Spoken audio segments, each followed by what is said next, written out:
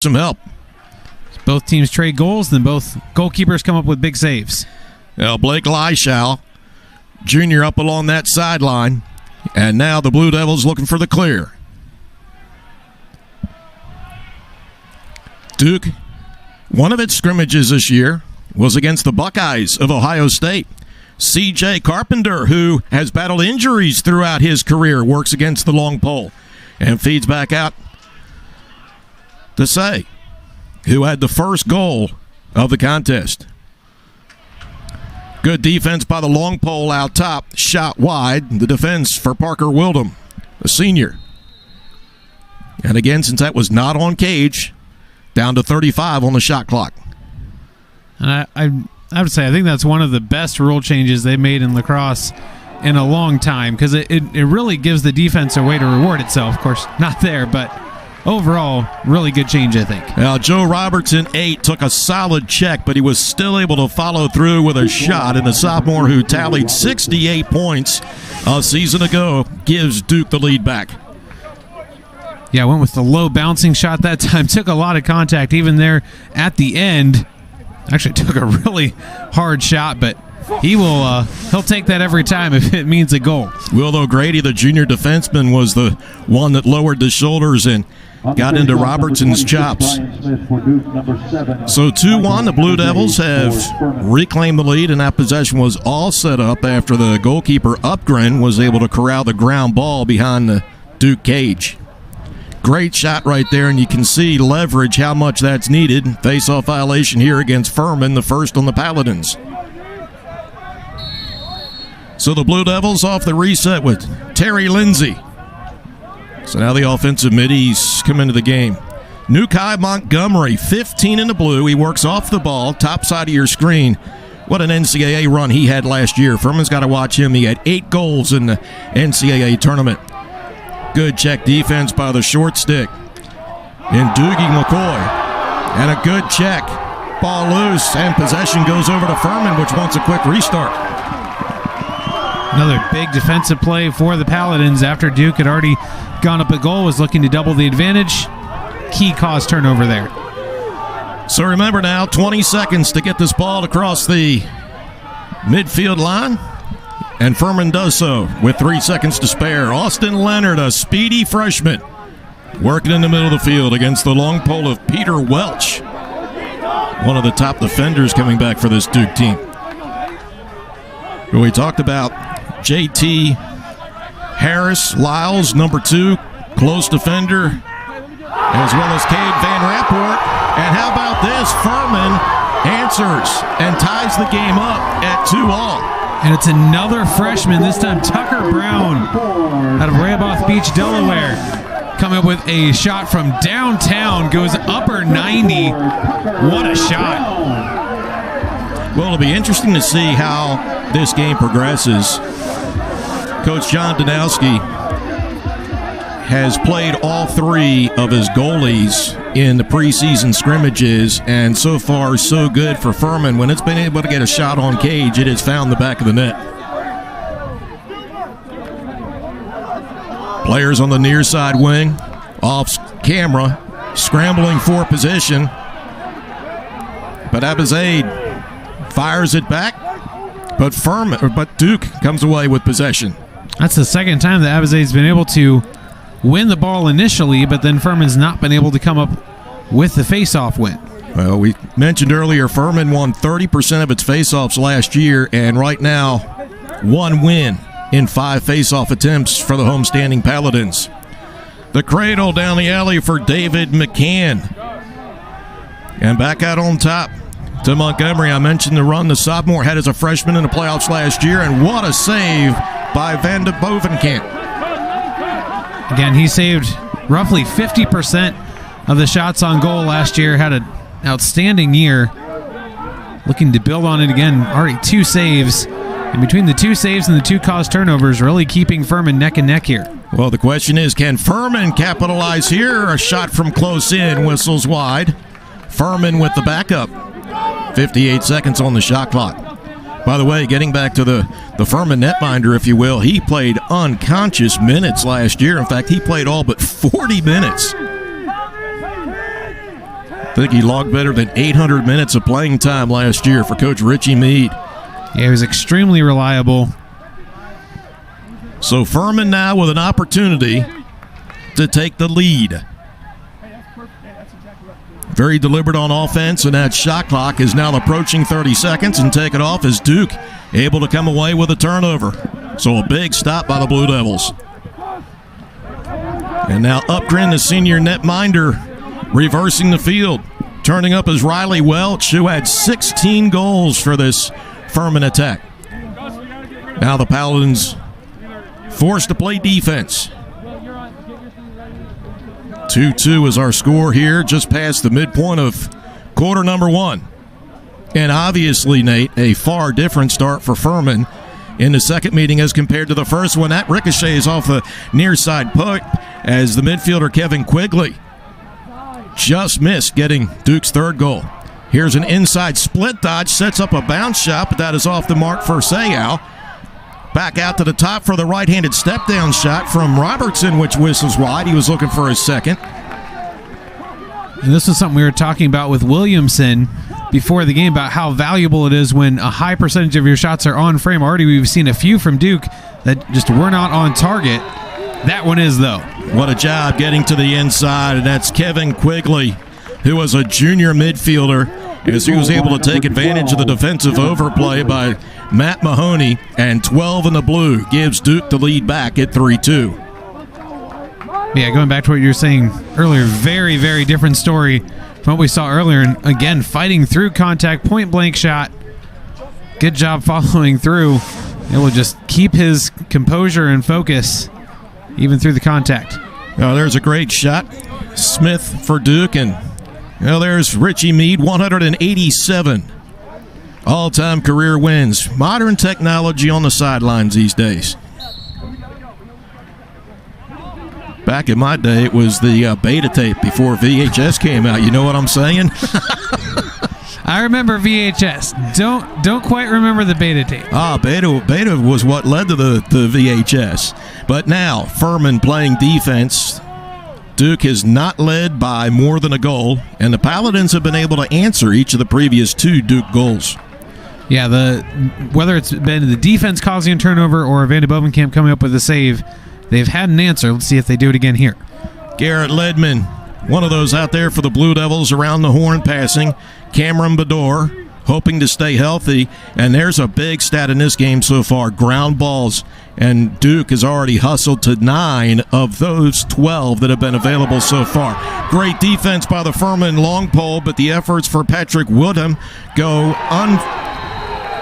unrecognized, and Furman gets a score close in and then back of the net for Brad Smith.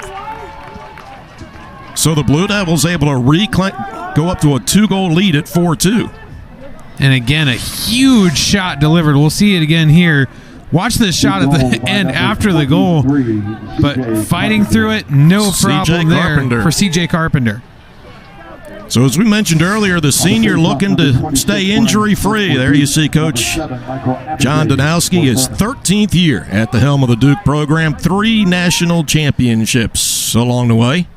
And he's looking for this to be a historic night. Should the Blue Devils come up with a win, it will be win number 400 in his career. He's already the winningest NCAA Division I lacrosse coach, number 3 across all divisions. John Pendergrass off the wing picked up that ground ball and then sprinted to take the shot. See it pinballs around, and Furman not able to take advantage of the opportunity as Duke gets possession back. Had it briefly, but it bounced off of Cole Horan's helmet, not a bounce. Far side right, Joe Robertson had a goal earlier here in this quarter. So the Blue Devils enjoying a 4-2 lead. Duke won 16 of 20 games a season ago and lost to Yale 13-11 in the national championship game. And that's the only team ranked ahead of them here in this year's poll. Riley Welsh tried to feed through traffic and a short stick, and Kevin Smith, who's wearing a special jersey number this year, number 10, instead of his normal 7 Furman fans may be accustomed to, as he sprints the field to set up the offense. Turnovers even at each way, but can Furman capitalize? Well, it's been 2 freshmen that have stepped up so far. William Holcomb, 26 goals last year. Had the ball in the middle of the field. Also 10 assists, team leader in points. And a preseason all-SoCon pick. So the Paladins work the ball around. Jared Birch, 11 goals, 9 assists. Comes above goal line and a side-winding shot, but a clean line of sight as the save is made. Yeah, going stick side there might have been better to try to bounce that one in, as really not much adjustment needed from the keeper. Paladins back on the defensive end, something that Furman did a lot last year. Mentioned the opponent won 70% of the faceoffs, and Furman really had to scrap on the defensive end of the field. Bador with the outside cradle. Off the double team, feeds back up top middle. Good job defensively. Rollback doesn't develop inside because of the long pole Joe Murphy's defense. That's yet another ground ball scooped up by Duke. That's one of those hustle stats that coaches will keep harping on. Now 11-5 in favor of the Blue Devils. Trying to dodge in. Ledman fed inside. Look at the Furman defense collapse. Now the Paladins come away with the ground ball. Patrick Whitholm. Now he's in trouble, and Duke able to gain possession back with Sean Lowry. It's 2 or 3 times now Furman has very briefly taken possession only to have Duke take it right back. That's killer when you play great defense for most or all of the shot clock, come up with a turnover, and then can't clear it. Montgomery, goal line extended. Tried to feed through traffic to C.J. Carpenter. Shot whistles wide. Shot clock at 57 seconds.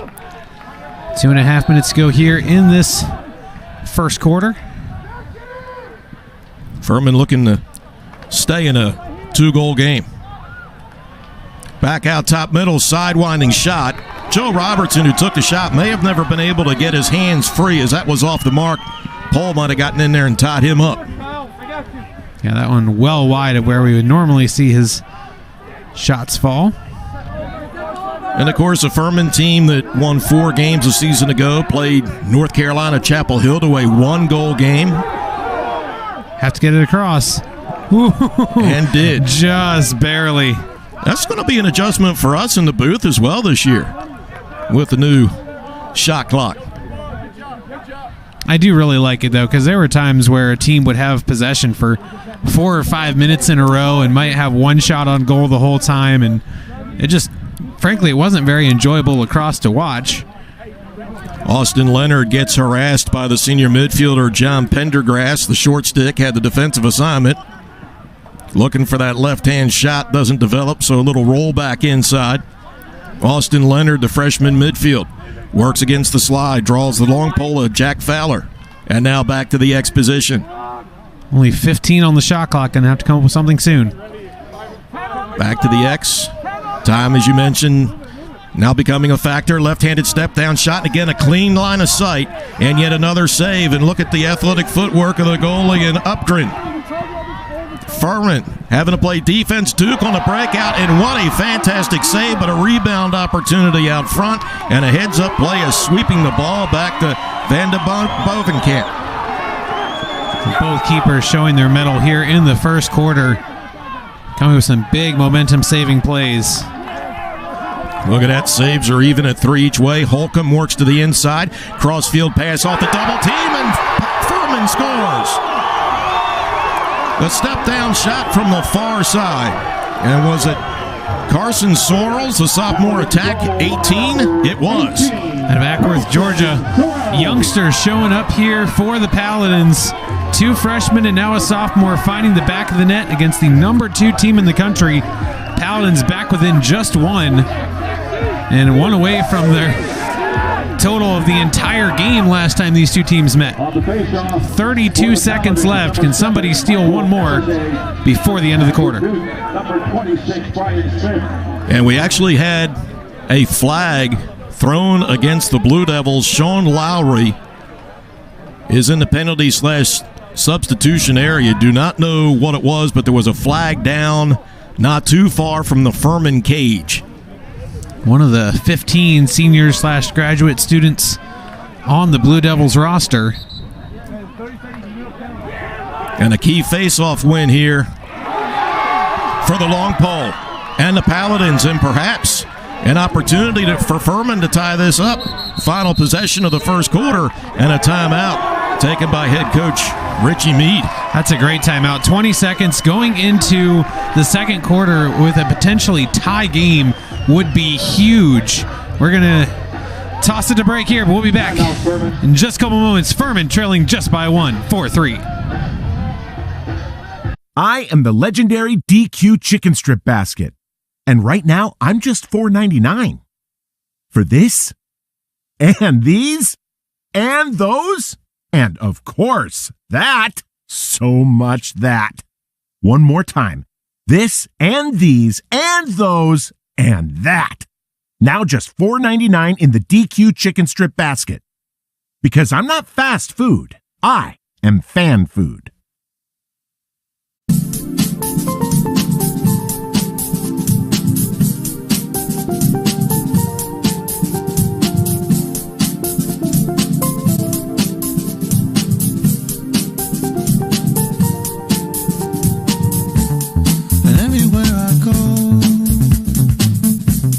There's always something to remind me of another place and time.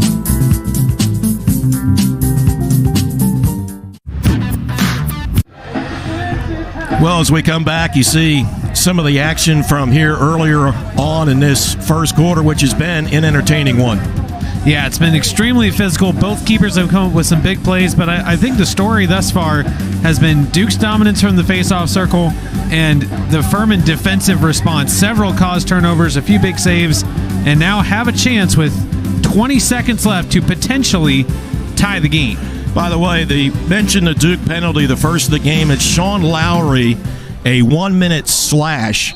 So unless Furman scores here in the final, say, 15 seconds of this opening quarter, that is a penalty that will carry over into the second. See what Coach Meade has drawn up here. Got the EMO, or man-up unit out there, Holcomb, working in the middle of the field, and now Furman's just going to play this to the second quarter and strategize during the between quarter breaks. So Furman on the extra man when we come back for the start of the second quarter. Been a great game so far. Thanks for joining us. I am the legendary DQ chicken strip basket. And right now, I'm just $4.99. For this, and these, and those, and of course, that, so much that. One more time. This, and these, and those, and that. Now just $4.99 in the DQ chicken strip basket. Because I'm not fast food. I am fan food.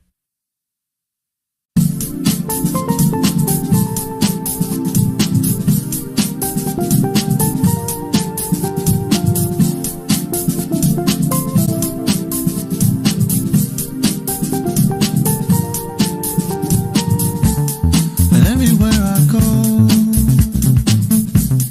there's always something to remind me of another place and time.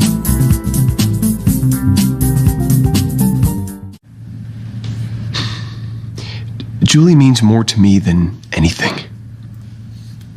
And I wanted to ask you, before I ask her, may I have your permission to marry her?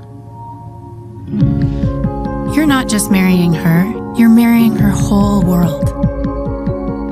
Get 0 down special financing on bridal purchases with the K Jewelers credit card. Anybody here? My mission is to take down Umbrella's operation. They're secretly making bioweapons. Count me in. Available now. Rated mature. Can we take a selfie? Of course. Smile! Oh, we actually do this like selfie pout thing. Switch to Cricut this new year and get a free new smartphone. Really? Works every time. Oh, you're good. I know. Everyone, along with Nate Warwick and our entire crew, I'm Fabian Fuentes. Thank you so much for watching Furman Duke men's lacrosse here on this Saturday night. If you're Furman, Nate, you can't ask for anything more. You're in a 4-3 game despite being dominated on ground balls through the first quarter, and here you go. You're still on an EMO to begin the second 15 of play. Yeah, this is one where they chose to not try to force anything at the end of the quarter, choosing instead to set up something here, and then just a mental miscue cost him a turnover. Yeah, David Williamson there, who had 27 goals for Furman last year, looked like he wanted to do something a little too quick and ended up having a ball come out of that pocket. But look at the swarming Furman defense on the blue shirts, but still Duke able to advance with John Pendergrass, the senior. And now you're going to see Duke just kind of grind it down here until that penalty time is over, which it is now. So Duke able to kill off the first penalty that we have seen. Sayal, who had the game's first goal, switches hands, looking for the dodge to the near side pipe. The rollback is not there because of the slide. Gets a quick cross feed pass. A shot and a score off the backside for Duke, which goes back up to a 2-goal lead. Riley Walsh, who had 16 goals last year, the junior, takes the cross-crease feed here and finishes. Yeah, good finish, but a lot of that credit goes to Sayal. He easily could have taken a shot right here, instead making the extra pass to the more open player. Super smart decision there by Sayal, and Blue Devils rewarded with a goal for it. And to be honest with you, it doesn't make a difference who the goalkeeper is in that situation. That's called being on an island by yourself.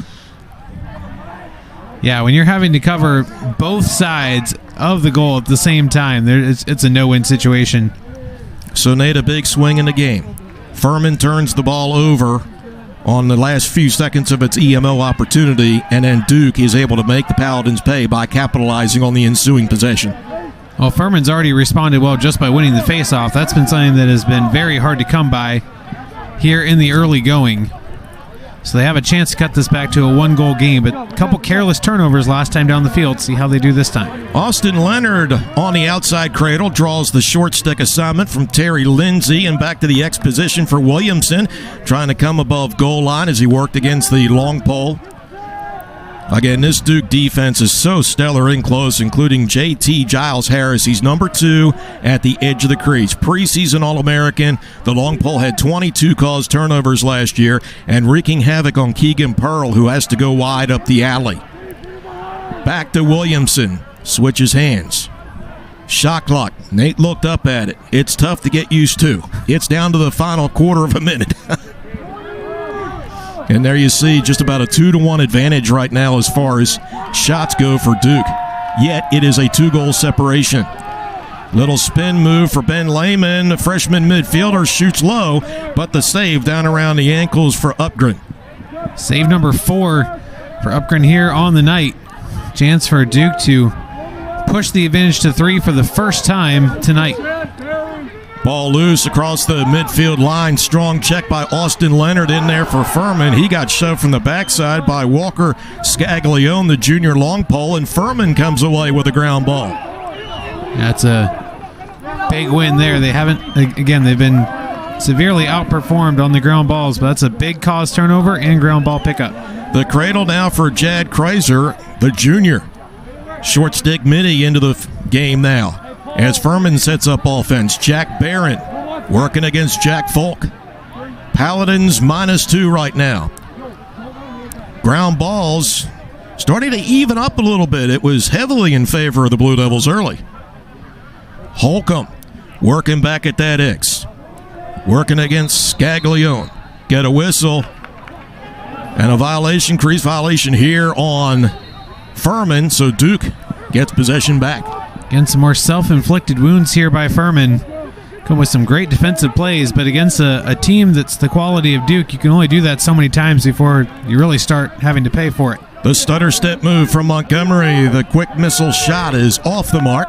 And the Blue Devils with the backup. The restart here for Lowry, who is a big-time threat on Duke's EMO units. Had 4 man-up goals last season. So EMO time, keep an eye on number 9 in the blue. Dodge from the far side edge for Bedore. Switches hands. Draws the long stick on the switch off. In Widhelm. That shot is off the mark. 40 on that shot clock. And the shots racking up for Duke. That one number 17. Lowry on the restart. Above goal line to the far side. Short stick. Kevin Smith has the defense. Now back to the outside. Shot clock is down to 21 seconds for the Blue Devils. Robertson working from the X. Ledman feels a double team. Cross crease feed. And that was off the mark. It hits the official, as a matter of fact. They tried the quick stick to Bedore on the far side. And a stoppage of play. And I don't know how many of you have ever felt or held a lacrosse ball, but it may look soft and bouncy. It is bouncy, but that is some very dense rubber. Take a look at it again. In the head, I believe. And that was not coming softly either. That had some serious pace on it. And all the players wear helmets, but the officials do not. Looks like maybe somewhere in the mouth region. A scary moment there for the official is, again, you don't expect it to happen. It looked like it was just going to be a simple... It looked like it was just going to be a simple pass across, but wasn't able to find the target. You know, this is just the beginning of a long season for both of these teams. Playing here tonight, why don't we take a peek ahead to what is coming up in the future for the Blue Devils and the Paladins. And, well, Duke takes on the High Point Panthers in the next game.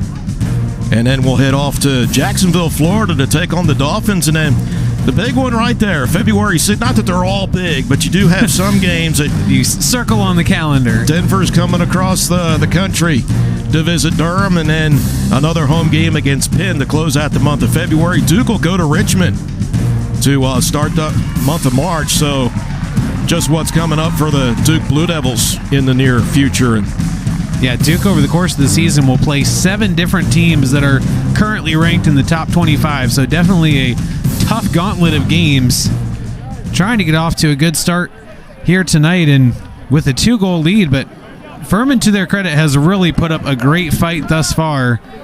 Just haven't been able to reward themselves for all the defensive stops they've made. And good news, great camera work. You see the communication down on the field, and our official who not only took one off the head, but it looks like it got him in the chops too. He's smiling and appears to be okay. Lacrosse is tough enough to officiate with 3.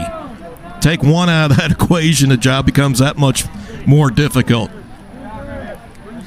I can tell you this, I was grazed with a lacrosse ball on my leg.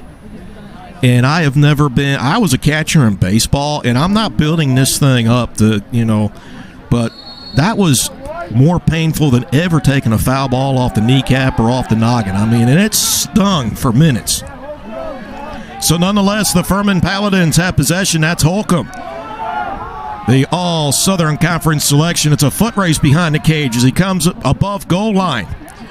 Now Furman needs to calm down, and what a check in the open field for Van Raphorst, the preseason All-American. Doesn't lead to a goal, no, a fantastic save. And Furman gobbles up the ground ball. Well, Duke has to be frustrated about that one. Open look for Sean Lowry, not able to put it away, and you couldn't ask as a player for a better opportunity than one-on-one right next to the keeper. Well, Kreiser controlled for the Paladins, and now Pensano. First time we've mentioned his name. Back to the X, and there's the All-American and JT Giles Harris. Just his presence makes you want to force things before you really have to. What a talent he is. Well over 20 caused turnovers last year.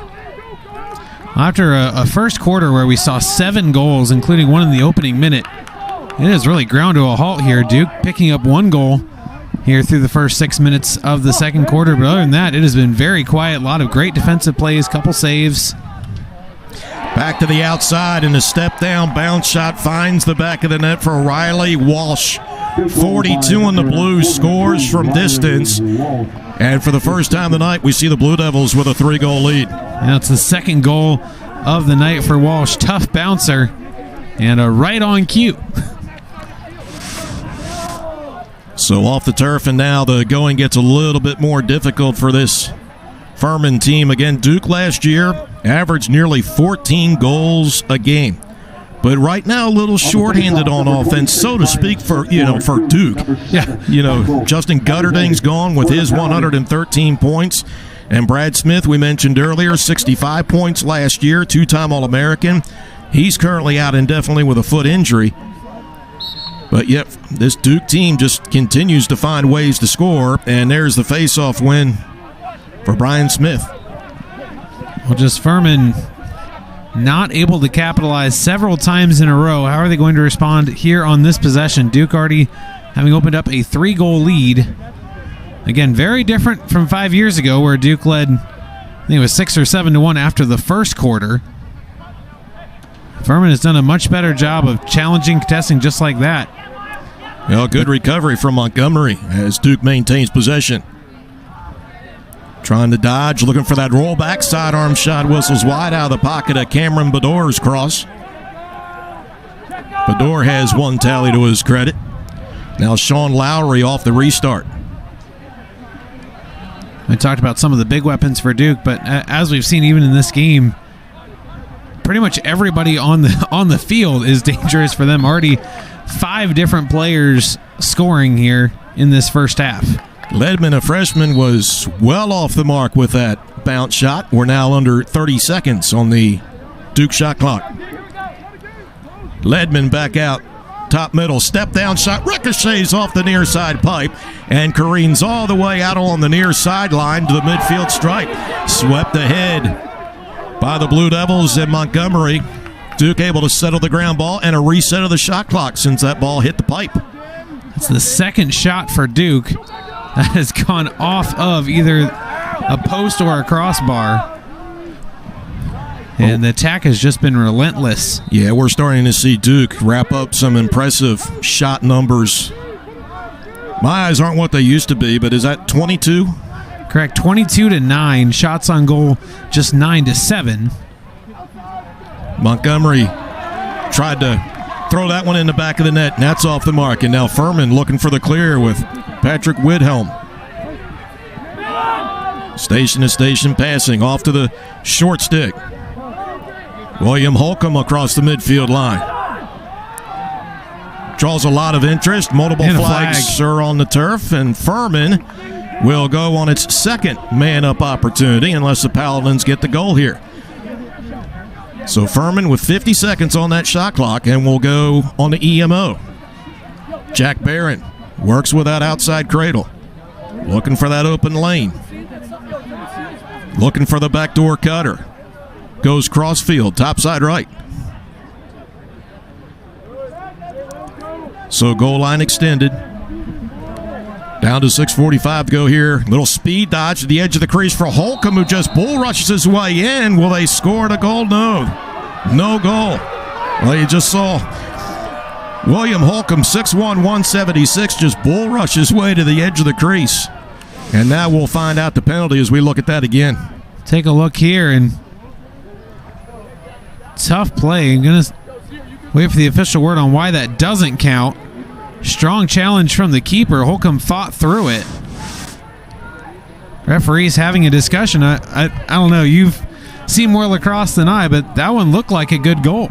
Well, let's take a look at this penalty that's going to come up against Duke, and then maybe if we can ask our production staff to recycle through that so I can take a look at it. Offside penalty is the call here against Duke. So 30-second penalty. And we also have an unsportsmanlike conduct penalty, I believe, that they have called down on the field as well, that Coach Meade's wanting a little further clarification on that. Well, especially whenever you have a goal wiped off the board, that's always pretty frustrating as a coach. Well, they do get Cameron Bador for Duke on the offsides. 30-second extra man, but then I thought we had an additional penalty to that, but nothing right now is showing up other than the timeout taken by Duke, and Richie Meade, I would hate to draw his ire. The penalties, one on each team. We do have one on each team. So Holcomb draws a minute penalty for unsportsmanlike conduct. I guess that's for running into the keeper, but it looked like the keeper stepped out to challenge first. A little bit surprised by that call there. But maybe there was something said that we couldn't hear from up here. Well, with the way Coach Meade is motioning right now, let's take a look at this again. So he's coming toward the cage. He's talking about what the goalie does right here. Yeah, see the goalie actually comes out and initiates contact with Holcomb. He follows through for the shot. But in my opinion, from watching it, that is clearly a case of where Upgren comes out from the center of the crease and challenges Holcomb directly. A little surprised to see that call there. Yeah, a tough break for the Paladins, who have one wiped off the board. So still a 6-3 game with 6:40 to go in the second quarter of action. And, there you see Meade and Holcomb talking. And not only that, but I believe that means that at the conclusion of the offside penalty, then Duke will actually have a 30-second man-up opportunity of their own, first one of the night. Yes. That is a huge call on Holcomb. That's when it looked like Furman had started to get a little bit of offensive momentum back, haven't scored in this quarter. It is wiped off the board by a penalty. Great atmosphere here at Paladin Stadium, not only at the venue itself, but as I was driving in today, some of the tailgaters out there, it almost was like a football-type atmosphere with the smell of charcoal grills going off and whatnot. Well, there's Holcomb. Last year had 26 goals, which was second on this Furman team to David Williamson. And now he takes a knee and gets a rest that he really doesn't want to have, as Duke has possession off the restart and stretching the field with JT Giles Harris. So now possession goes back to Furman. Outside dodge, and here comes another penalty flag on Furman. Little too strong on the check for Peter Welch. So now let's see what Furman can dial up here. It was pretty flag-free in the early going, but starting to see a lot of cloth hitting the turf. Nothing develops. Goal line extended for Kreiser. Defensed by Jack Fowler, 91 in the blue.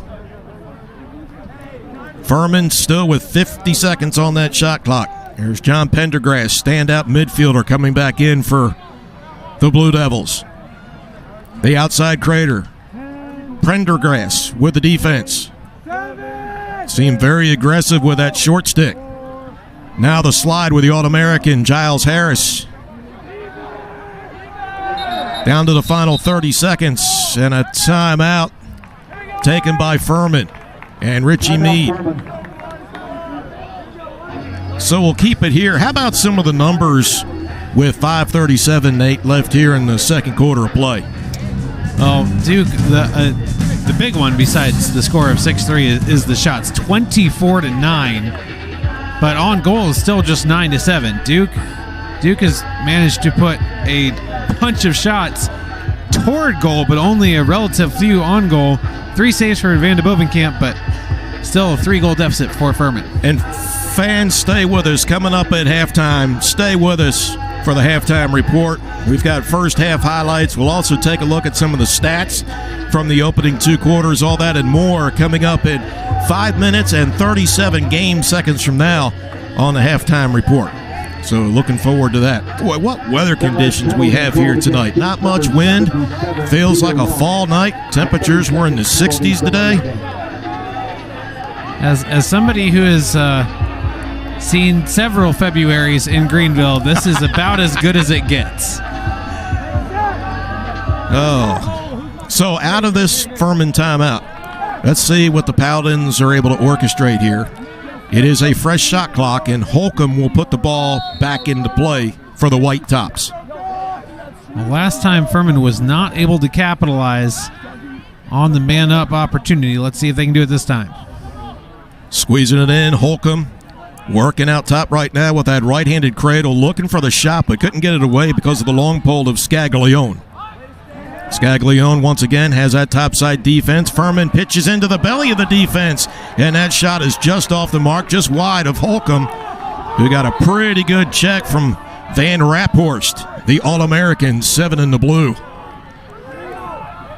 See, just if you watch off ball and the way 7 works as part of that close defense, very physical. Furman looking to cut into a 3-goal deficit. Take it back out top. Pinzano with the outside cradle, shoots against the shorty and scores. Huge goal for the Paladins. And Gus Pisano, the senior, and the crowd's back into it. Well, it's been the youngster show so far for Furman, but how about the senior stepping up? First goal of the quarter, going away from the goal, goes 5-hole, tucks it in behind Upgren. Beautiful shot, gets Furman back in it. You know, one of the areas that Coach Meade was talking about with me this week was he wanted Duke to feel that it had to play, unlike the first matchup between these two teams. And so far the Paladins have done just that. Remember, this is a program that's only 6 years old. You're going up against a perennial national power. Yeah, it's overall, I think Furman fans should be very happy with what they've seen out of the Paladins thus far. I mean, obviously, they'd prefer not to be trailing right now, but when you think about what happened 5 years ago, this has been just night and day difference. Even strength right now.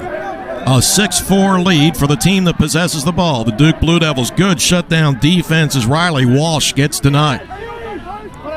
So the reversal of field for Kevin Quigley, junior midfielder. Can't negotiate his way. Pass the long pole to Brandon Bank. Working it back inside. Switch hands. The quick shot for Sayao is off the mark. But the backup. Sayao already with a goal and an assist. Above goal line now for Sayao. As he works on the face dodge against the fellow short stick. Protects the ball with that outside cradle. Now switches hands. Pumps the brakes a bit, feeds inside, shot and a score from the belly of the defense for C.J. Carpenter, the senior. So 23 in the blue finds the back of the net. And just like that, Duke goes back up by 3. And another great assist for Sayao. And that was a tough spot into the middle of the field, but great pass. And then the quick release from Carpenter notches him his second goal of the contest. Leads back up to 3 for Duke. So the Blue Devils are able to answer here. So Smith against Schleicher now for Furman. So Jack Schleicher, the junior midfielder, taking the face-off at the X. And Smith grabs that one with what looks like relative ease. So the Blue Devils by 3. We're down to the final 3.5 minutes of the second quarter, and there you see the face-off disparity right now. That same percentage that Furman was at or near a season ago. Actually, just a touch below that, 25% of the face-offs here tonight. Man-to-man defense, the left-hand shot on the run and the bounce just gets inside the far side pipe, and the Blue Devils, thanks to Cameron Bedore, have their largest lead of the game as it is a multiple goal night for 5 in the blue. And Duke just really starting to take it to the next level. I thought Van de Bovenkamp actually had a good look at that one. Looked like a relatively clean line of sight. Just wasn't able to get a piece of it. Duke with their largest lead of the night with 3:10 to go here in the first half, and it's been, this second quarter has just been a big difference, and for that I think you have to give a lot of credit to Coach Danowski. He's made some excellent adjustments, and you can see why he's one of the best coaches ever in the sport. Hey, Joe Stein taking his first face-off, won 56% of those last year as he worked against Abizaid. Ground ball opportunity here for Furman, and that one's hoovered up off the carpet by Mahoney, the junior midfielder. Let's go. So now in our final 3 minutes, Furman has to find a way to cut into this deficit. Yeah, lacrosse is the kind of game that you have a ton of time to come back still, but I think mentally, just as a team, you need one more here before halftime. Only scoring one goal this entire quarter, largest deficit of the game so far. Just something positive to take into the break. Back to the X position, looking to come above goal line. Feed top left, and right out of the pocket of the cross. Looked like for Anders Eriksson off the shot. And Duke able to come up with yet another ground ball. Good job hanging on for Jack Falk, who took a pretty hard check. But the recovery here for Jared Birch, an 11-9 campaign a season ago. Unsettled situation, shot, score, and also a penalty against Duke. And it counts. How about the finish for Carson Sorrells, who has at least his second goal? 18 in the white. Take a look at this one again. Big push from behind, stick to the front, and somehow tucked that one inside. What a shot. We had talked about the physicality of Cade Van Ramphorst in that close defense, number 7 in the blue. And that time gets called for the flag, but what a big goal for Furman. That was, in my opinion, the prettiest goal we've seen on the night. The double contact, and it looked like he had absolutely no real estate to work with whatsoever. Somehow found a way to tuck that one inside. And now Furman with an extra man opportunity here to try to get within 2 again. Yeah, and also back to our original face-off specialist out of the gate. The overrun here for Abizaid, and possession will go to Furman. You can tell Duke frustrated about that, but it looked like a pretty clear-cut call. I'll tell you one thing that Furman is doing here in the opening half, and that's a credit to Richie Meade, his staff and team. They're finding a way to hang around in this. And if you're Duke and John Danowski, there are some areas that you have dominated this game. Yet you look up at the scoreboard, and it's a 3-goal separation. Good close defense. Shot. Trickle on near side, or was that a pass? If it goes to Duke, it was a pass. So a turnover here for Furman. Yeah, that one definitely looked like he was going for a centering pass, trying to find somebody on the weak side of the net, but just not able to connect. And that's been the biggest frustration, I think, for the Paladins today, is where you set yourself up for success. You draw the penalty, you cause the turnover, but then just not able to capitalize on the other side. That being said, if they can hold Duke for this last minute plus, I think they'll be relatively happy with just a 3-goal deficit going into the locker room. 1 minute on the game clock, 51 seconds on the shot clock, and Furman with 3 more turnovers than the Blue Devils right now. And here's a cross-crease feed, and this time off the near side pipe, and I believe it was Joe Robertson, 8 that scores a goal. Yeah, he becomes the 3rd different Blue Devil with 2 goals and also has an assist to boot. And this pass is just picture perfect. There's nothing Van de Bovenkamp can do. That's a great angle of it right there. Absolutely nothing he could do. Pinpoint pass, give a lot of a credit there to Montgomery for a beautiful feed. And we saw a lot of those cross-crease feeds going to the other side of the pipe earlier in this game. And now it's a reversal. So Duke again answers the Furman goal and is back up by 4 with less than a minute to go in the half, and that means that the shot clock is off. Also for what we mentioned about the slight shorthandedness, so to speak, of the Duke Blue Devil attack, still 9 goals here in the first half, potential for a 10th. And if you're Coach Danowski, you really have to like the balance of the goal scorers that you've seen here in the first half. You talked about how many have 2 goals apiece, and here Duke calls a timeout with possession and 34 seconds to go in the opening half. Yeah, trying to steal one more here before the halftime whistle. And Furman has hung around, but you feel like we're starting to get to the point where there have just been too many mental mistakes. Still a lot of time left, still plenty of time left, but it would be a gut punch if Furman gives up another goal here in the last 34 seconds of the half. You know, shots have not been too many for Furman tonight. I want to take a look at the stat. And Duke right now is under 50% as far as shots taken and on goal. But you take a look at what Furman has done. maybe only 12 shots, but 9 of those have been on goal, have been on cage. Yeah, and 5 of those finding the back of the net, 4 saves for Upgren. Great work by our production crew. They were thinking along the same lines as we were. Coach Meade, 26 years as a collegiate head coach, most of those up there at the Naval Academy. You can tell he is frustrated. His Paladins have played well for several stretches. Find themselves on the wrong end of a 9-5 tally right now. And one thing that has been the constant here with this Furman lacrosse program, even from day one when you had Duke coming in the first season, is he always plays a very robust non-league schedule.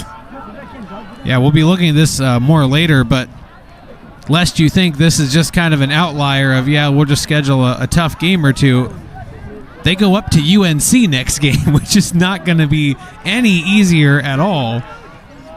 So the ACC slate out of the gate, and of course tonight taking on the ACC favorites, while Furman was picked number 5 in the preseason Southern Conference rankings, and Furman gets a break. Sayal not able to hang on to that pass, but only 2 seconds remaining in the opening half. Now on the bright side, it's just they are going to say that it is officially halftime, I think. The clock is showing 0. Asking to put 2 seconds back on the clock, which is how much was left when the ball went out of bounds. They've already reset the clock. So the ultimate of the half-field hurls coming up here. And for all you football fans, this is the lacrosse equivalent of a Hail Mary. Great minds think alike, Nate. I was just about to say that. So let's see what happens here. The log jam at the edge of the crease, and Turner Upgren, the Duke goalkeeper. They're still waiting just for the time to be put back up on the game clock here. All the players are dressed up, ready to go. And here we go, the heave-ho. The bouncer in the middle, horn sounds, and the opening half of play is in the books here at Paladin Stadium. And at the break, second-ranked Duke has a 9-5 lead as we take a look at some of the action from the first half. Yeah, it has been very exciting. There was arguably goal of the game so far for Furman. It's been a very fun one to watch, but Furman going to go into the break trailing the Duke Blue Devils 9-5. We'll be back in just a couple minutes. Stay with us. You could take the treatment of your ulcerative colitis in a different direction. Talk to your doctor about Xeljanz, a pill, not an injection or infusion, for adults with moderate to severe ulcerative colitis. Xeljanz is the first and only FDA-approved pill for moderate to severe UC. It can reduce symptoms in as early as 2 weeks, improve the appearance of the intestinal lining, and provide lasting steroid-free remission. Xeljanz can lower your ability to fight infections, including tuberculosis. Serious, sometimes fatal infections and cancers, including lymphoma, have happened, as have tears in the stomach or intestines, serious allergic reactions, low blood cell counts, higher liver tests, and cholesterol levels. Don't start Xeljanz if you have an infection. Your doctor should perform blood tests before and while taking Xeljanz and monitor certain liver tests. Tell your doctor if you've been somewhere fungal infections are common, and if you've had TB, hepatitis B or C, or are prone to infections. You could take your UC treatment in a different direction. Ask your gastroenterologist about Xeljanz. Operator, I'd like to make a collect call, please.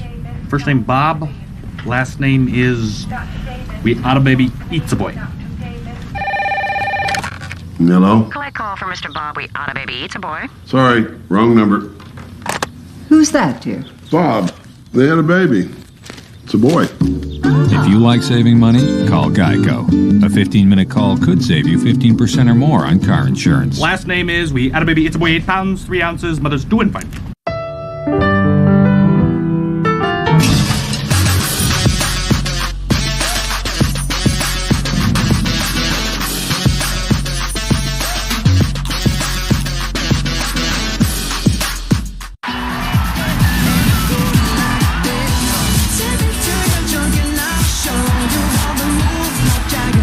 El Super Bowl 53, Patriots, Rams, mañana por ESPN Deportes. To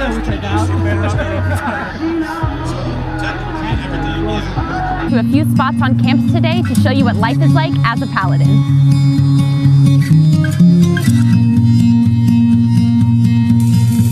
The JVD Library. We have study rooms for any time, access to all kinds of research, and student tutors for any subject.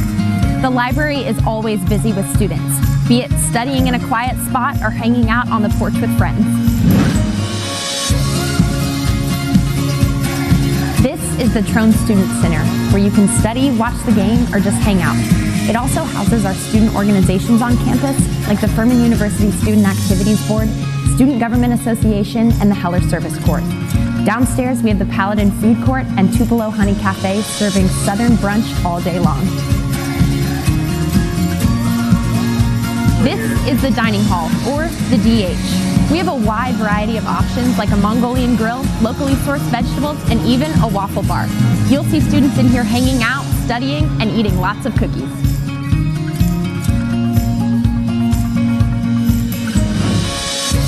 Town Science Center is one of the main academic buildings on campus and is equipped with state-of-the-art lab technology.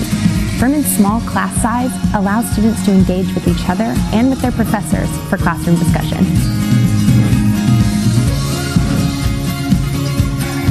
We're here at the Shy Center for Sustainability, a new building on campus dedicated to educating students about sustainable living. And now, the PAC, the on-campus gym, with cardio machines, weightlifting, a basketball court, and exercise classes offered weekly. There's something here for everybody. Furman is known for our beautiful lake and bell tower. Around the lake is the perfect place to read a book, go for a run, or hammock. On the other side, you can access the Swamp Rabbit Trail, where you can bike, blade, or walk to downtown Greenville or downtown Travelers Rest.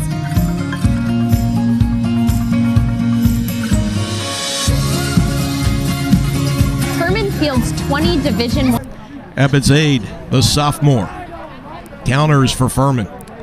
It has been a struggle for Furman from the face-off circle as they've only been able to win 5 out of the 15. Snazzy little backhanded pass there.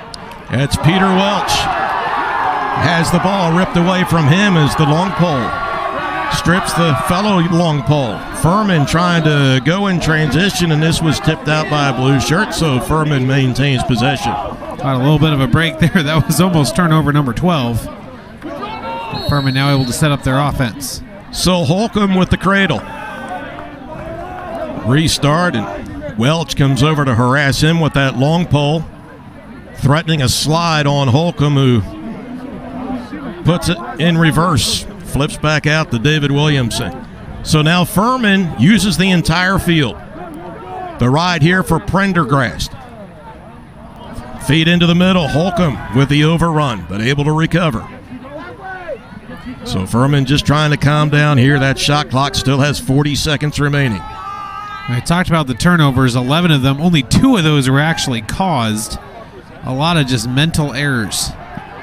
And again, save number 5 for Upgrade. As we took a look at those stats at halftime, Furman may have only had 12 shots, but look at the percentage. You put 9 of them on cage. Now 10 of 13 after that. So if you hang on to the ball, win you a few more faceoffs, the numbers will be in your favor as Duke sets up the offense now. And that airmailed the pocket of the leaping Riley Walsh, and Furman on a sudden change of possession as David Williamson stops on a dime, waiting for that support cast to come out. Oh, what an ankle break move as he works to the outside, and the long pole drops to the turf. A double team, a shot through a double team is wide near side, but Furman maintains possession. Now Williamson trying to make something happen there, knowing his Paladins need a spark. Caught a little bit of a break there as Duke made a rare unforced error. Over half of the turnovers that Duke has had have been directly caused by Furman. You know, we mentioned that Duke actually drove down from Durham yesterday as compared to the first matchup here, which was a weekday game, drive down game day, turn around, go back to Durham after the game. Had a walk through here today. Yeah, Durham is roughly a 4-hour drive from here, give or take a little, depending on traffic. been up to the area a time or two. All that construction going on makes it a little bit longer in some areas as well. I was sweating it out, making sure I got here on time. Yeah, it's been a busy day for a lot of the crew here as you, of course, are working a basketball game here at Furman this afternoon as well, where the ladies fell to Mercer. Oh, what a save, a rebound opportunity. Furman trying to scoop up the ground ball and keeping the pressure on, down by 4, but ball loose, and Duke able to scoop up. And Giles Harris across the midfield line. Right to the 6'7", 240-pounder, who I believe just scored. Did Walker Scaglione, 44 in the blue, take that shot? You're looking at 6'7", 240 pounds in the open field. And I think that was about a 5-second turnaround from turnover to goal. Tough bouncer. That was a great shot of it right there, up into the upper 90. Tough bounce. Duke's tried that a few times, and a lot of times it's bounced over the net altogether. But that one was perfect, and all set up by the turnover. And Scaglione able to race down the field, had a wide open look.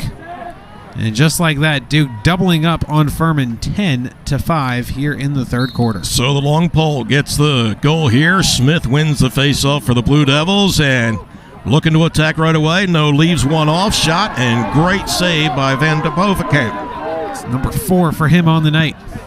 Got a clean line of sight. Now Furman with a quick transition, defense to offense. Well, Duke has steadily been taking control of this game ever since, I'd say, about midway through the second quarter. They've really been able to impose their will. They've held the Paladins just 2 goals since we ended the first quarter. The outside cradle now for Kreiser. Working down that far side alley against Prendergast. Now the reversal to Holcomb.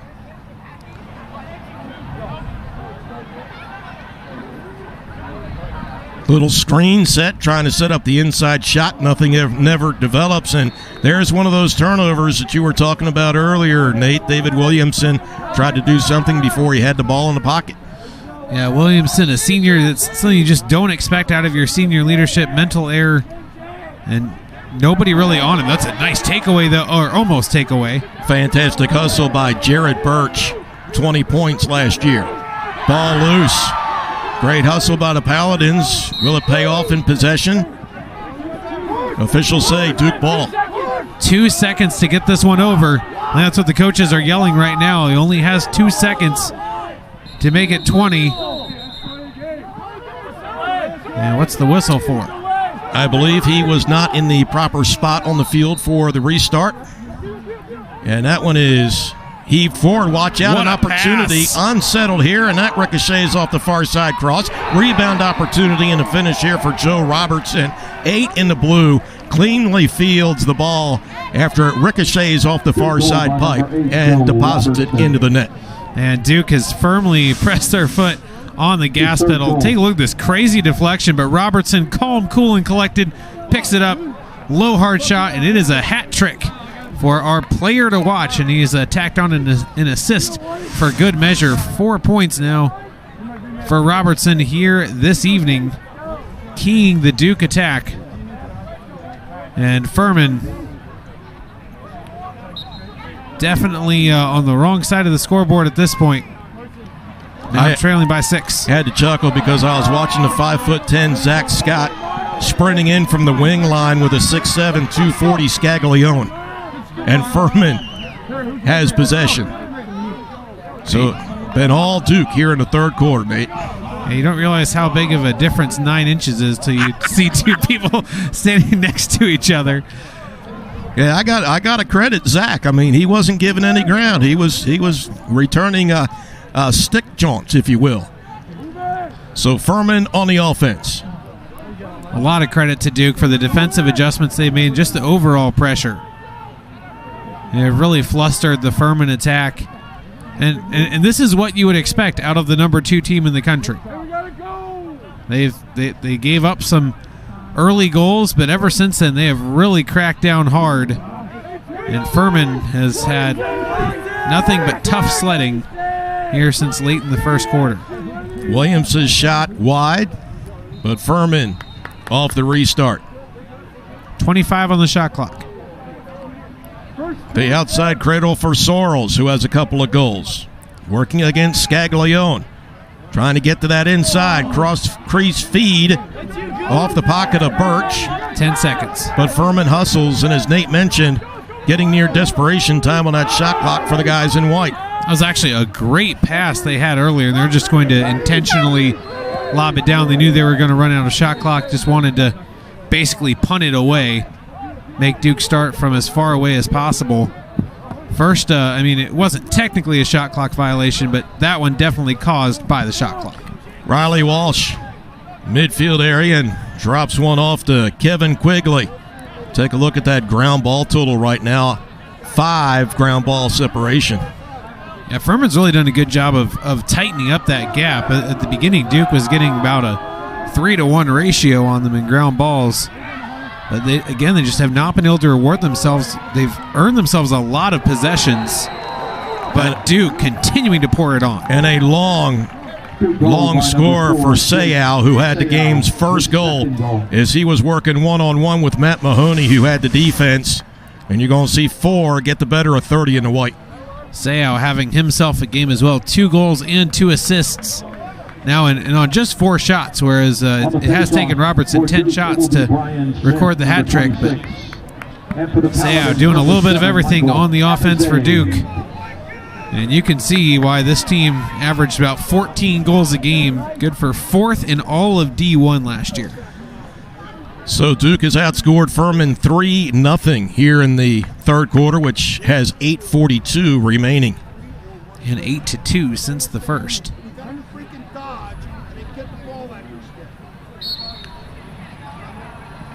There you see the scrum, but the ground ball picked up by the Blue Devils, so another face-off win. That was Terry Lindsay picking up the ground ball. So the Blue Devils right back on offense. And this is something that Furman fans saw a lot of last year. The Paladins having to play defense. Montgomery settles things down. And now crosswise to Bador. Gets by the first defender. The slide comes to him unfazed as he shoots against the long stick Parker Woodham and scores.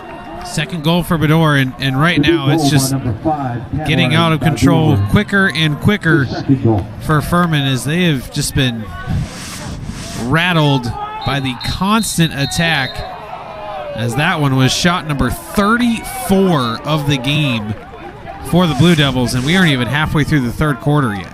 And we have a timeout on the field with 8:10 remaining here in the third. Duke has outscored Furman 4-0 here in the quarter.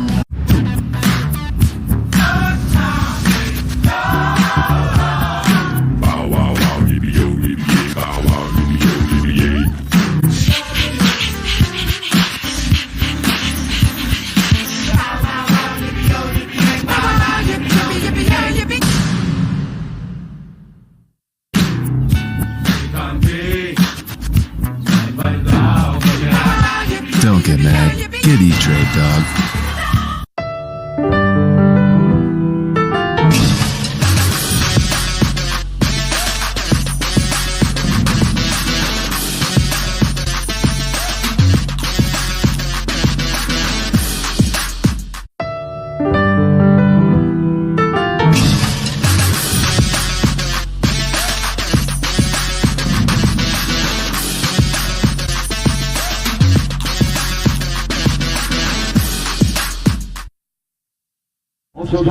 Well, back at Paladin Stadium, and the Duke Blue Devils in control right now, and there's the upcoming schedule for the Paladins, Nate. It does not get any easier. Furman fans probably starting to look ahead at this point as this game seems all but out of reach. 13-5 advantage, but going to North Carolina on the 9th, and then have a string of few home games that they'll be able to take advantage of. Hopefully Sacred Heart's actually going to be not a true road game, but definitely not a home game either. That's going to be taking place at a neutral site. But Furman hoping to improve a little bit as the schedule goes forward, but definitely a tough start to the season. And, of course, Richie Meade, 187 career wins. And that graphic also showed us something about the continued growth of the sport of lacrosse out west, as this is the first year for the Utah Utes men's lacrosse program. So Denver opened up shop a few years ago, and even in the smaller levels of lacrosse, there's been a rapid growth out into the Midwest and the West, and now we're starting to see more of that on the Division I level. Yeah, because there was a time that just about anybody who played lacrosse was probably from New England or somewhere relatively close. Right. So the Blue Devils, as they have been for a good portion of the night, have possession. Lowry coming above goal line, shoots off balance, and that is wide, but Duke gets the backup with C.J. Carpenter. This is one of the many games where I feel like the final stats for Van de Bovenkamp really do not do his performance justice. He's made several fine plays today. It's just been the entire Furman defense have been overwhelmed and overpowered throughout the majority of this contest. Well, that pass back out to midfield, broomed forward by the short stick, and now Furman takes advantage after a Duke foul. And Furman ready to get after it, foaming at the mouth on this restart. Furman still looking for their first goal of the quarter. Really started very well for the Paladins, only trailed 4-3 after the first. Holcomb took a shot. A high shot at that from the fellow short stick, and Terry Lindsay, the junior midfield defenseman, back out on top of the Baron. It did draw a flag, so if the Paladins do not score, they will be looking at a man-up opportunity. Holcomb, the double team with the long pole coming out to help his fellow blue shirt. So a flag is down on the turf. Free opportunity here. Shot is wide to the far side. And now the penalty call here against the Blue Devils. Let's take a look at this again. You'll see it right here. High hit. Ooh, yeah, right into the neck area. Holcomb able to shake it off, but Furman now getting another extra man opportunity. So 1 minute cross-check penalty on Terry Lindsay. There you see 11 in the blue. Junior out of Bethesda, Maryland. So now an opportunity here for Furman to work on the EMO unit. David Williamson, a 27-goal scorer last year. So Furman pinching it in. They were able to successfully capitalize on the last one. Round the horn they go, feed to the edge of the crease, and that is off mark because of the defense inside by Van Raphorst. And now we see the goalie Upgren looking for a teammate and gets the outlet pass going. Could be a shorthanded goal here for Duke. They're flying up the field, but I think they're just going to hold this one and let their team become whole again before they force the issue. Still have a full 60 on the shot clock. Looks like they're content to just play it out. Just play it out with the 13-5 lead. See the outside cradle from Montgomery, the sophomore. One of the many young guns for this Duke program. The long pole, Corey Hall, with the defense behind the cage on Lowry. By the way, in case you're curious, there, as of this time, is no running clock rule in play for men's lacrosse as there is in women's. So this one will continue to have a starting and stopping clock as normal. We have a flag. Montgomery on the dodge had success as the slide was a little late getting there, and on the missed shot, get a penalty here. And it looks like it'll go against Kyle Weatherford, 59 in the white, who led the Paladins and caused turnovers last year. He got his money's worth, as you might have seen on that replay.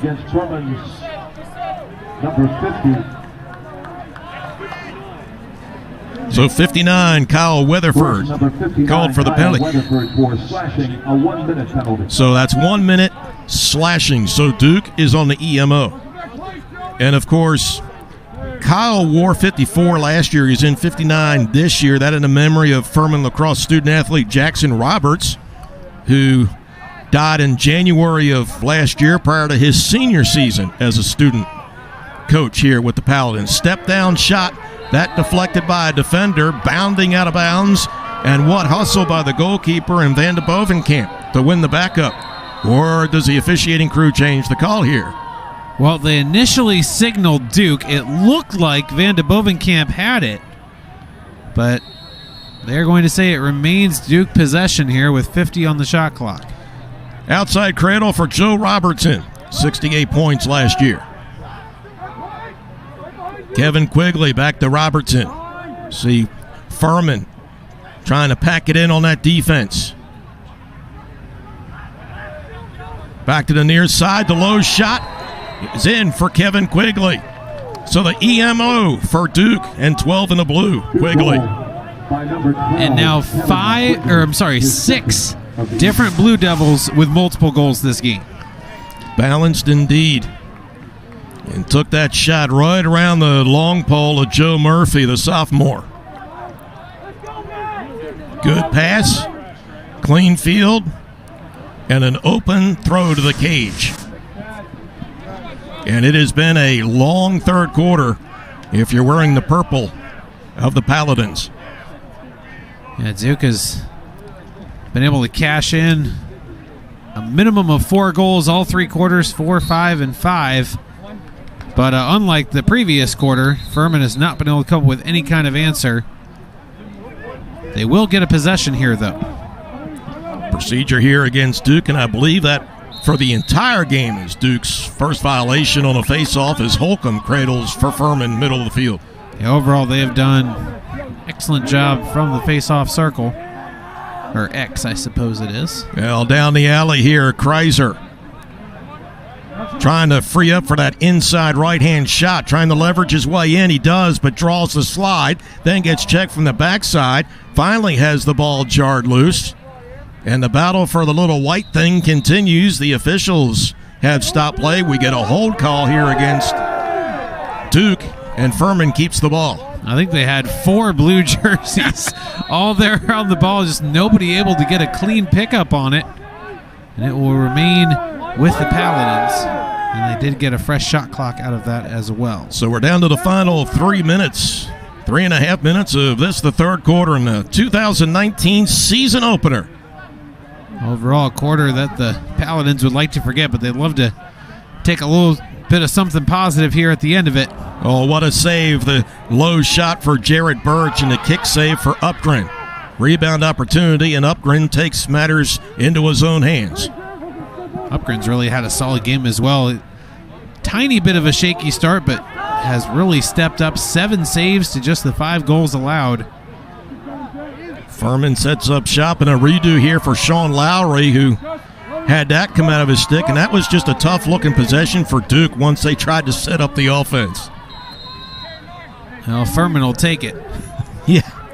And, of course, this is the earliest that the Duke men's lacrosse team has ever played a game, and I believe you said earlier by, what, a day? By 1 day. Their previous earliest was on February 3rd, and today, Saturday, February 2nd.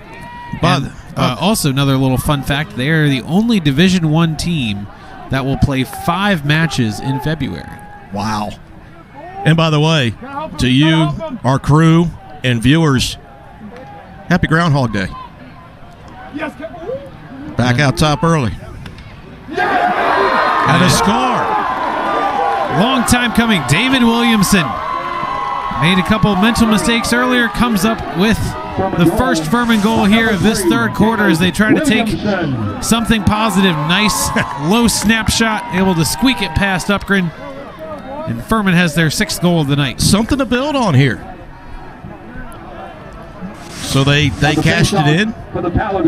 And again, you take a look at the percentages for this Furman team. They have only 20 shots, but you've put 13 of those on cage. And for all you math people out there, that is 65%. You are impressive. I was about to get the old calculator out, but you beat me. You beat me to it. And let's see. Possession goes to Furman. There has to be some advantage to working with numbers full time.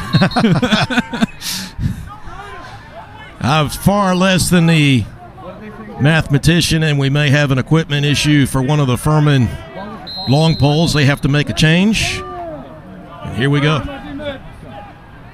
Well, it has been a gorgeous night. Could not ask for a better one here as the Furman and Duke lacrosse seasons get underway. Which means we will pay for this at some point before warm weather settles in for sure.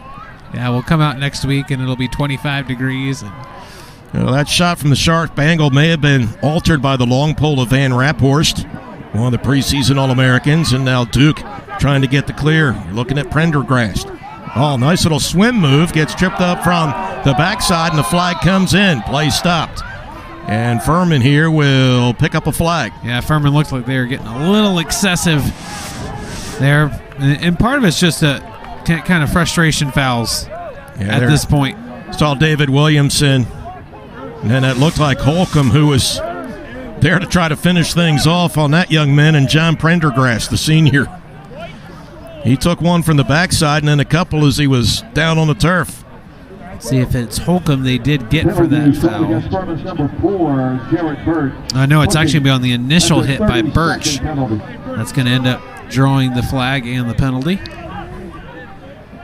So 30-second penalty down to the final 91 seconds of the third quarter of play. And the official scores table needed verification on that, and looking down at the substitution area. So it was on David Williamson, and what had happened was Williamson was shaken up on the play, so he was being tended to at the trainer's table, and because of that, you have to put player in the penalty box. So that's why we saw Jarrett Birch go in there, and now Williamson has been checked out.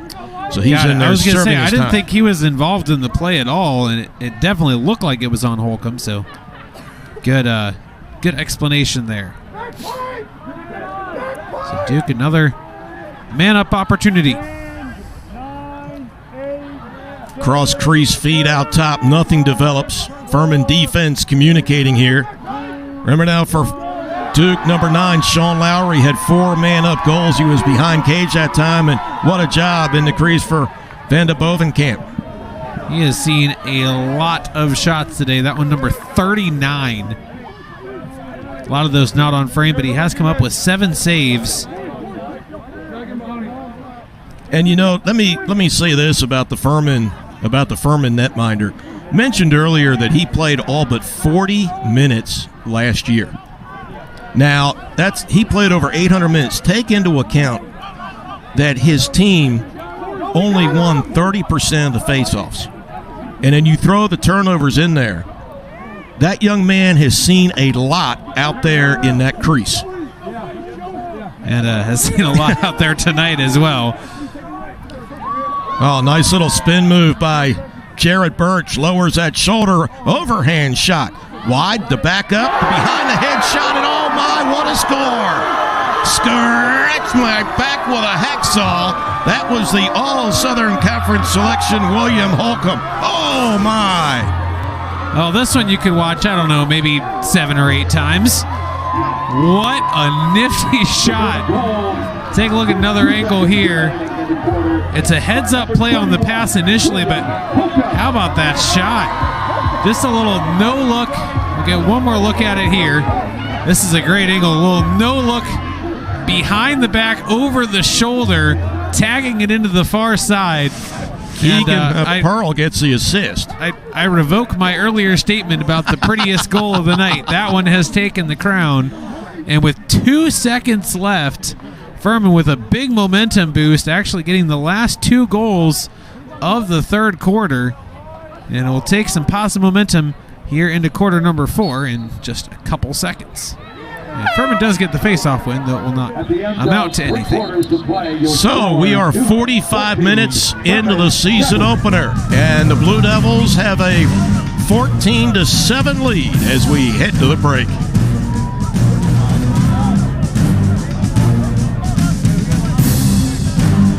You okay there, Kurt? We're about to move.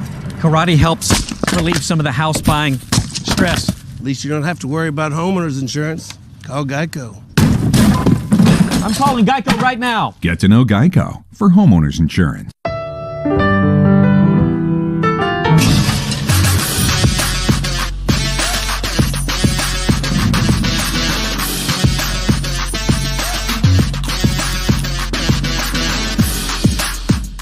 First tattoo? Yeah. Relax, amigo. It's gonna look okay. Only okay? No worries, boss. I'm one of the tattoo artists in the city. You mean one of the best tattoo artists in the city, right? Something like that. Yeah. Aren't you supposed to draw it first? Stay in your lane, bro. Just okay is not okay, especially when it comes to your network. AT&T is America's best wireless network according to America's biggest test. Now with 5GE. More for your thing. That's our thing.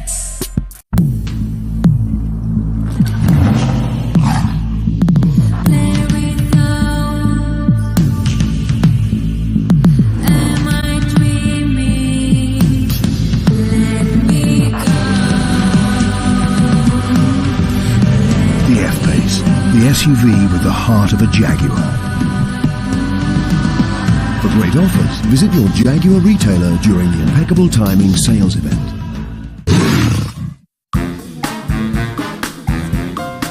I'm a pro at sculpting flowers. I'm a pro at wearing flowers. I'm a pro at ordering flowers. Ooh, Troy Aikman?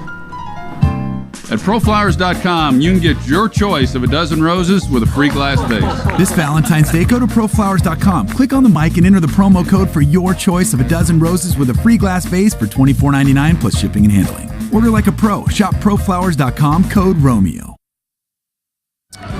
Well, we're down to the final 15 minutes of regulation, and Nate, you want another look at this. There's one more, and just such a pretty goal by Holcomb. Behind the back, over the shoulder, whatever you want to call it, it is pretty. And he actually got that shot off right in front of the preseason All-American and Cade Van Raphorst. Yeah, one of 3 preseason All-Americans on this Blue Devil squad. So after getting really pretty thoroughly outplayed for much of that third quarter, Furman able to take the last 2 scores coming in here to the fourth. And some folks may, at this stage of the game, say, well, it's a stat pattern. No, it's not. It's the first game of the year. You're playing the second-ranked team in the country, a team that was in the national championship last year and has won 3 national championships. It's easy to throw in the towel, but it is the first game of the season. You take a look at who you're playing here, and I think that's a credit to Coach Meade, his staff, and the players. You never give up. Yeah, when you think about the fact it was 19-4 5 years ago when these teams last played. Ball loose out near midfield, and possession will go over to Furman. So see if the Paladins can cash in on this offensive possession. Yeah, keep the offensive mojo going here. Have seen it be a very physical game as the game has gone on. It just seems like it's getting more and more chippy. Both teams have played a laundry list of players. That shot ricochets off side cage, and the white shirts with a backup. Not sure that might actually be credited as a save. We'll see how it's officially scored. So back to the X position. Outside cradle, stutter step move for Erickson. Freshman attack comes above goal line, tries to feed to Holcomb top middle. Ricochets off his cross, but Holcomb with the recovery to keep the offense going. Down to 35 on the shot clock. Holcomb working against a 6'7", 240-pounder inside. Quick stick shot by Erickson. What a save in the crease for Upgren. Ground ball gobbled up by the Blue Devils. Save number 8 on the night. Now the Blue Devils looking for the clear with Nukai Montgomery, the sophomore. Montgomery finds the going difficult as he got tied up by Finn Berry, a midfielder. Overall, both teams doing pretty well with the clears. Furman 16 of 17, Duke 16 of 19. Well, officially. Take a look at the saves, 7 each way. According to our on-screen stats from the production crew here, little step-down shot, whistles wide out of the pocket of Garrett Ledman, the freshman. So 50 trying to get a goal. Not wide by much. Lowry off the restart. Right defense for Weatherford, top side of the screen. Now back into the middle to Montgomery. What a run he had in the NCAAs last year. Lots being expected of him this year. Despite the harassment, goes cross field with a pass. Now into the slot area. Good check inside, charges the ball loose, and Furman going defense to offense. Takes a brave person to go right into the heart of the defense, because a lot of times you know you are going to take a shot. Here's Holcomb looking. Looked inside. Duke was trying to set up a trap for Holcomb to see if he would take that shot, and that was a heads-up play by 31 in the white. Yeah, that would have been a very tough angle with a couple players in between. Very low percentage shot had he chosen to take it. So now setting up the offense, 45 seconds to go on that shot clock, the outside cradle. Back to the X position. See the long pole working in there with Jack Fowler. He wants something in the middle, but just can't get it. Duke defense too tight. Well, they sent Jarrett Birch 4 in the white to the edge of the crease, and then he got shielded by the All-American Van Raphorst at 6'1". The lefty for Holcomb here. Working against a 6'7", 240-pounder. Stick check, ball jarred loose, but Furman with the recovery, Tucker Brown. But now we're down to 15 seconds on that Paladin shot clock. The outside cradle, the switch off defensively. Stout defense out top here for the Blue Devils. 5 seconds. Tucker Brown. Now to the edge of the crease. What a feed and what a finish for Jarrett Birch. 4 in the white had been hovering around the crease, and we had talked about that. And he takes the feed and deposits the goal. Another sophomore. And you can't see the shot clock on this view, but I think there might have been maybe 2 seconds left on it. What a way to cash in right at the end of the shot clock. And that now makes it 3 goals in a row for the Paladins, as they were trailing 14-5 in the third quarter. Got the last 2 goals of the third, and then the first one here of the fourth. So even if Furman not able to complete what would be a monster of a comeback, still a lot of positive things here even late in the game to take into that tough game at UNC next week. I think UNC might be waiting on this Furman team after that near loss a season ago to the Paladins. Yeah, I don't think they're going to take anything for granted in that game. Yeah, we've got a whistle on the field, and possession will go to Duke off the loose ball push. There's a good look at Cole Horan, sophomore defender. Talked about Duke's balanced scoring attack. How about Paladin's balanced attack as well? 7 different players getting into the scoring column. It's almost pick your poison. Cross-field pass for Jake Sayal. I don't know whether he did not think he had possession or not. Now back out top middle, switching over to the right-hand shot, and the score for Joe Robertson. The sophomore picking up where he left off here in the season opener. Well, you knock on the door enough times, it's going to open. That is the 12th shot of the game for Robertson. Put that in perspective, that's almost half of the entire Furman Paladins total. See this again. He got by the defense of Matt Mahoney. That one goes by Van de Bovenkamp. Stops the Furman 3-0 run. And it's goal number 4 on the day for Robertson. So just want to tip my cap to the crew for picking him as the player to watch. That is proven to be a good call. And just remember, this is a Duke offense that is not operating 100% healthy. Brad Smith, a senior midfielder, preseason All-American. You know, he's out, 2-time All-American, is out indefinitely with a foot injury, and once they get him back, then the Blue Devils will be fully loaded on that offense. Even so, still 15 goals already racked up. Short stick, Corey Hall has the defense goal line extended. Got a little help as the long pole, Cole Horan, hedged in. And Duke just such a powerhouse program. They average about 15 or 16 wins a year. Cross feed and a shot for Bador is off the mark, but the Blue Devils get the back up. In the national championship conversation every year are the Blue Devils.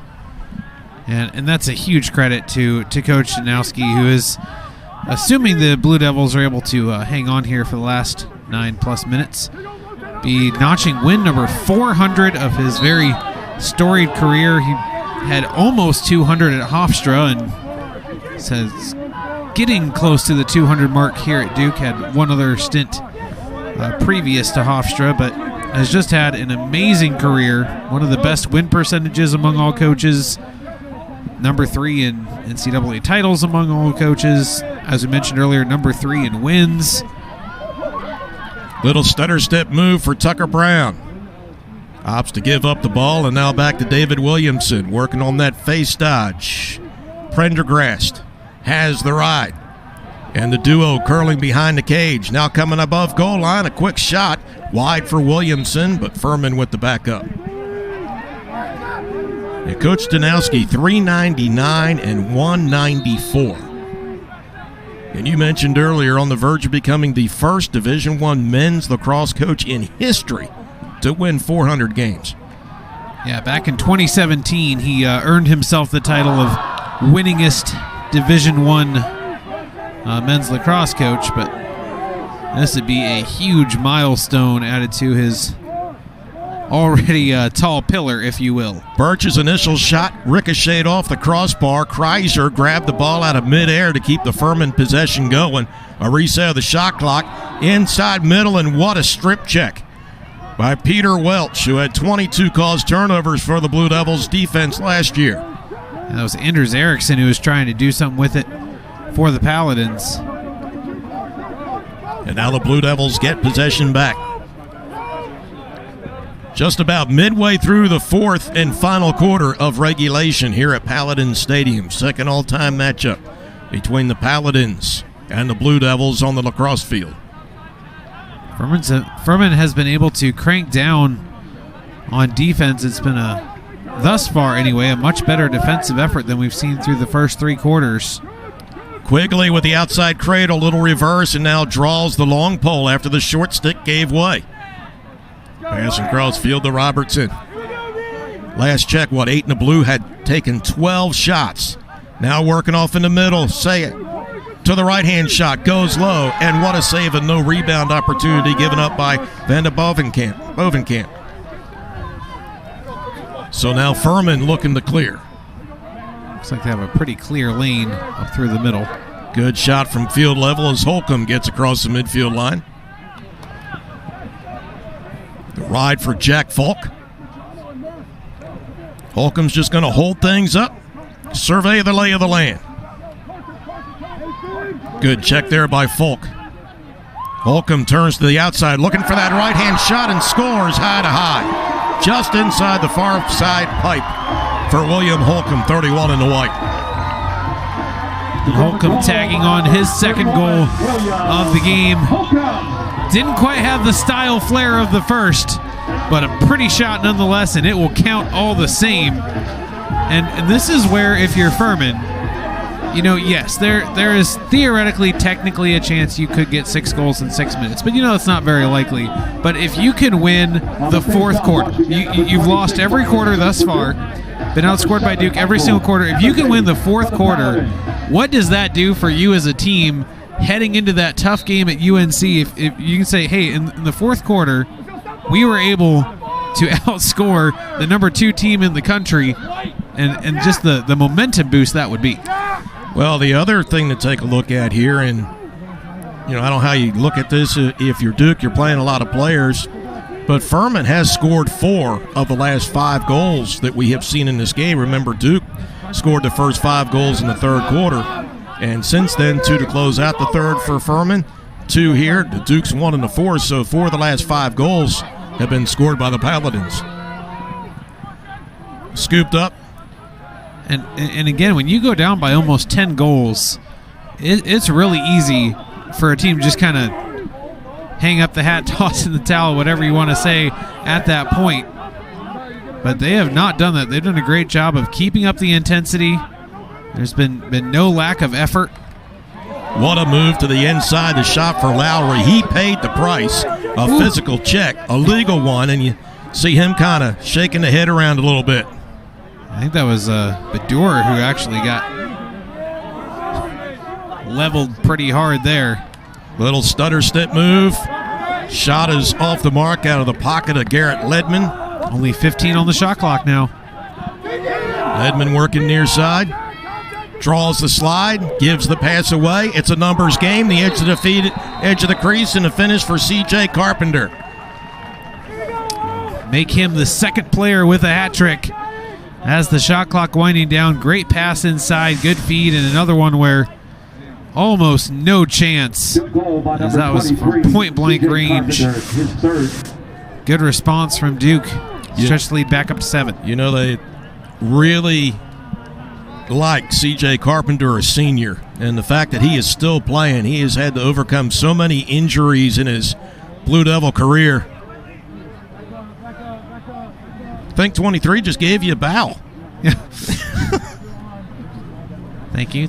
I'll be here all night. So down to the final 5+ minutes of regulation. Face-off violation here against Furman, so the Blue Devils with possession. Still almost a 2-to-1 ratio of face-offs won for Duke as opposed to Furman. And, you know, it's great to have a team last year, I guess, with North Carolina, and then here, tonight, penalty flag comes down, penalty coming up here against Furman. But great to have a program like Duke come down into this area so that the lacrosse diehards in this particular region can come watch a team like the Blue Devils and see a Furman program that's continuing to grow at the same time. Yeah, this game has not been short on entertainment value. That is for sure. Obviously not the result the Paladins wanted, but a much, much better showing than we saw 5 years ago, the last and only other time these two teams have met. Look at Finn Berry, the short stick. Now gets help from the long pole. Ball momentarily bobbled, but Duke still with possession. Nice little roll back to the inside for Quigley. He shoots off the crossbar, loose at the edge of the crease. Furman able to pick up with the goalie Van de Bovenkamp. And the penalty now against the Paladins. I think that bounced off of the crossbar, off of the shot. We'll get another look at it here. See if we can see where that shot hits. The shot clock was winding down. They were down inside 10 seconds. Oh, there's the original foul there. The penalty is called against Furman. Number 11. It's Finn Berry. Or no, I'm sorry. For cross-checking. Yeah, Finn's was a legal hit. Hits. Whoa, ooh, boy, is that close? I don't know. That actually might have been a goal. Tell by the reaction, Robertson thought it was. Yeah, my apologies. Zach Scott was the one who got called for the cross-check. The other hit hard but legal. And that one, I don't know, I think we need like super slow-mo, but that one awfully close to being goal, as it is man-up opportunity here for Duke. Both Duke and Furman 2 goals apiece here in the final frame. Duke will start off the 2019 campaign with a win. Furman with a tough loss, but really a lot of positives to be excited about. I mean, not the least of which is that you're scoring 9 or potentially even more against one of the best defenses in the country. By the way, that cross-check warrants a 1-minute penalty. Goal line extended. Blue Devils pinching in. Robertson top middle. Goal line extended near side with the ball reversal. Tic-tac-toe passing and a shot from the far side and a goal. Cameron Bador, who missed all of last year with a knee injury, the sophomore, finds the back of the net. And trio of hat trickers now for the Blue Devils as Bador notches his 3rd goal, 8 shots. Take a look at it one more time here, cashing in on the man-up opportunity. And Duke, after Furman went on a 4-1 run, Duke has responded with the last 2 goals. And now with just a tick over 3 minutes to go, Furman will try to come up with one last response. See if they can hit the double-digit mark. 31 for Furman. William Holcomb. As mentioned a couple times, Furman is going up to Chapel Hill for their next game. Meanwhile, Duke will return home to the friendly confines to welcome High Point, coming up in just a few days, February 6th. So a second SoCon opponent for the Duke Blue Devils. They'll face 4 total over the course of the year. So 2.5 minutes remaining in this one. And then for the coaches, it's watch the film and make the adjustments. It's just game 1. It's just the second day of February. Good, strong check. Jars the ball loose. But Duke maintains possession. 35 on that Blue Devil shot clock. Well, as somewhat lopsided as the score will end up being, I think something that Coach Janowski is definitely going to want to adjust for next game is the turnovers. 16 turnovers for both teams. Vanden Bovenkamp with the save, and now the long stick has an opportunity here for Furman, and that shot whistles wide to the far side, but the Paladins will have possession off the restart with 1:43 to go. And they would love to tag on just one more goal here. So Duke with the last 2 goals in this game. One stretch here in the second half. Furman had scored 4 of the 5 goals over a stretch that we had seen. Shots 50-29. You see there on the screen. Duke has peppered the frame early and often. Jack Barron back out to Holcomb. Short stick against short stick here. Holcomb draws the double team, keeps the cradle, shoots, and that is wide, but the Paladins keep the ball. 28 seconds on the shot clock. That was a nice feint on the pass. Opened up a shot for himself, just couldn't get it on target. David Williamson curls to the outside, and no shot available against the short stick of Griffin Catlett, a freshman. Have to shoot soon, though. 12 on the shot clock. And what a save on the high-to-high shot for Upgren. And how about both keepers combined now 17 saves on the night. 9 for Vanden Bovenkamp, 8 for Upgren. Shot clock is all. Furman off the cause turnover, and another save on a clean line of sight shot for Upgren. Actually, I have to correct myself and you. McCann is actually in goal now. Totally missed the keeper switch, so both of those saves actually being picked up by McCann instead. So the night is been over for Upgren, but nonetheless, we're down to the final 10 seconds. Off the double team. Oh, they tried to feed to the edge of the crease, and that was underneath the extended cross. J.P. Bussell, sophomore, and the final horn has sounded. And the 2019 Men's College Lacrosse Opener is in the books for the Furman Paladins.